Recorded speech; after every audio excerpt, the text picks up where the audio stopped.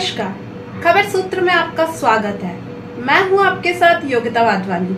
आइए चलते हैं खबरों की ओर। जनसंपर्क के दौरान मीडिया से बात करते हुए कृषि मंत्री कंवरपाल गुर्जर ने बताया, जनसंपर्क के सभी कार्यक्रमों में लोगों में भारी उत्साह देखने को मिला।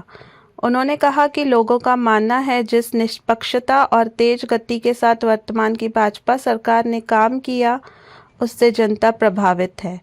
जनता ने मन बना रखा है। जिस प्रकार 2019 में जनता ने हरियाणा की सभी 10 सीटें भाजपा की झोली में डाली, इस बार ज्यादा रिकॉर्ड मतों से भारतीय जनता पार्टी हरियाणा में ऐतिहासिक जीत दर्ज करेगी। जनता भाजपा सरकार में हुए विकास कार्यों से प्रभावित है। उन्होंने कहा कि यमुनानगर जिले की अगर बात करें तो सड़क, स्वास्थ्य, शिक्षा हर क्षेत्र में कई गुना विकास हुआ है। जनता ने देखा है कि कांग्रेस राज में किस प्रकार से विकास की दृष्टि से पूरे प्रदेश के साथ साथ यमुनानगर जिले की भी अनदेखी की गई, लेकिन भाजपा सरकार में जो विकास और जो बदलाव हुए, उससे प्रभावित होकर जनता चाहती है कि एक बार फिर भाजपा सरकार बननी चाहिए। वहीं कांग्रेस द्वारा अभी तक लोकसभा के प्रत्याशियों की सूची न जारी करने पर उन्होंने कहा कि कांग्रेस में हताशा का माहौल है और कोई भी के बड़े नेता लोकसभा चुनाव लड़ने को तैयार नहीं है। उनकी पार्टी का प्रयास है कि उनके बड़े नेता चुनाव लड़ें, लेकिन कोई भी चुनाव लड़ने को तैयार नहीं है। इसलिए ऐसा देखकर लगता है कि कांग्रेस में हताशा का दौर चल रहा है।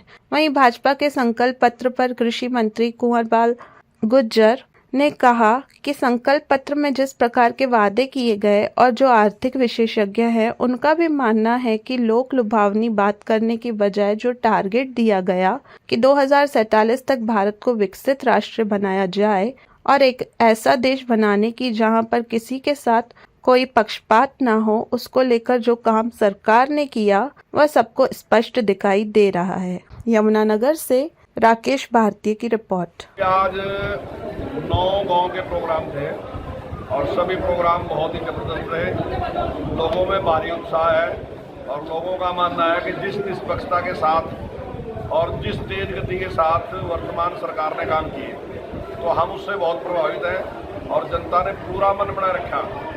जो नारा नरेंद्र मोदी ने दिया आपकी बार 400 पार, तो हालांकि हरियाणा में तो पहले ही 10 की 10 सीटें भाजपा पे हैं, तो अब की बार और ज़्यादा बहुमत के साथ हरियाणा में भारतीय जनता पार्टी की जीत करेगी। ये लोग इस बात से बहुत प्रभावित हैं कि जो विकास के काम, चाहे अगर कॉलेज बनाने की बात लगाओ, पहले एक कॉलेज था, तो अब जिले में 5 से ज़्यादा 5 कॉलेज है, उसके बाद बने।